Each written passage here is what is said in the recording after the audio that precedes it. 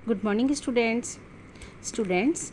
आज ईवीएस के पीरियड में हम लेसन 7 की एक्सरसाइज कॉपी में कंप्लीट करेंगे। आपने लेसन 7 पढ़ा ना, जिसमें एयर एंड वाटर की इम्पोर्टेंस को बताया गया था।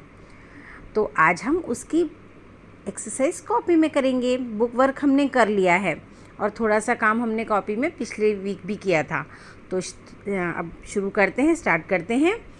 डेट मेंशन कीजिएगा बेटा। सबसे पहले डेट मेंशन करनी है, क्लास वर्क लिखना है, उसके बाद मैं पढ़ के बताती हूँ, आप ध्यान से सुनिएगा।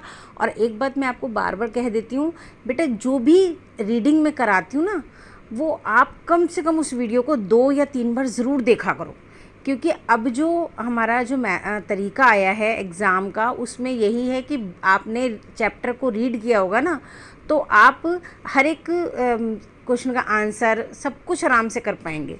तो आपको जो रीडिंग में कराती हूँ उस वाली वीडियो को बहुत ध्यान से देखना है। चलिए स्टार्ट करते हैं। मैंने फर्स्ट क्वेश्चन आपको करा दिया था, जिसमें मैंने uses of water and air करवाया था। आज सेकंड क्वेश्चन है, व्हाट इज़ विंड। विंड क्या होती है? हवा, जैसे विंड होती है, अभी इसमें बता रहे विंड क्या होती है। आंसर है मूविंग एयर इज़ विंड। जो चलती हुई हवा होती है उसे हम विंड कहते हैं। और अगर वो चलती हुई हवा ठंडी होती है, सुकून देने वाली होती है, तो वो ब्रीज़ कहलाती है। तो अभी हम ब्रीज़ के बारे में बात नहीं कर रहे, सिर्फ आपसे पूछा है विंड किसे कहते हैं। तो विंड कहलाती है चलती हुई हवा, मूविंग एयर। एयर हर जगह होती है ना, बट हमको दिखाई नहीं देती है। हम तभी सांस ले पाते हैं क्योंकि हमारे चारों तरफ एयर है, लेकिन जब वो मूव कर रही होगी तो वो विंड कहलाएगी। ठीक है। अब है what is storm. What is a storm. Storm होता है तूफान। तूफान क्या होता है? A very strong blowing wind. एक बहुत ज़्यादा तेज़ चलती हुई हवा। मैंने कहा था ऐसी हवा जो बहुत तेज़ चल रही हो, जिसमें डस्ट और गंदगी सब कुछ उड़ने लगता है ना, वो स्टॉर्म तूफ़ान कहलाती है। एक बहुत तेज़ चलती हुई हवा स्टॉर्म कहलाती है, तूफ़ान कहलाती है। How do fish breathe. Fish होता है मछली, और जो उसका प्लूरल होगा वो भी फिश ही रहेगा, फिशेज़ नहीं होता। फ़िश कैसे सांस लेती हैं?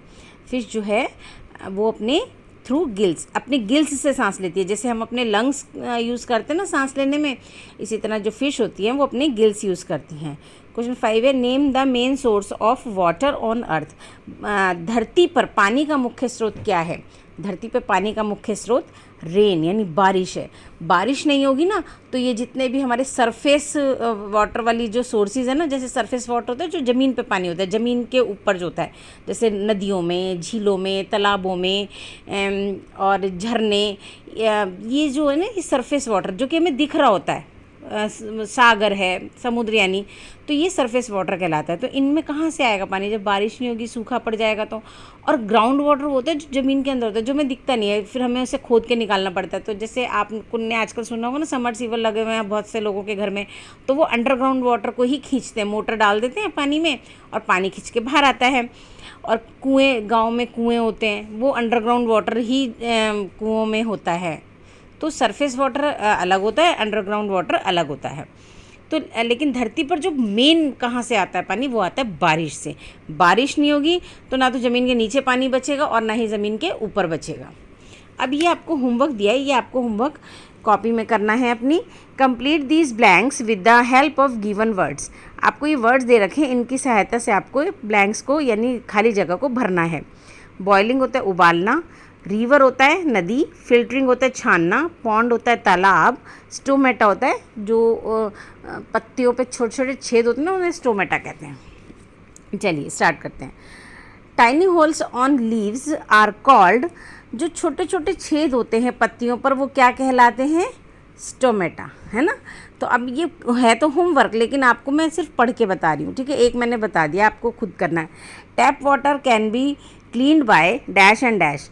जो नल का पानी है उसे हम 2 तरीक़ों से साफ़ कर सकते हैं, वो आपको यहाँ से ढूंढने कौन से 2 तरीके हैं। मेथड होता है तरीके। फिर है number 3, dash and dash are the source of surface water. इन दोनों में से 2 हैं ऐसी नाम हैं जो कि सरफेस वाटर, ज़मीन पर जो पानी है, उनके मुख्य स्रोत हैं।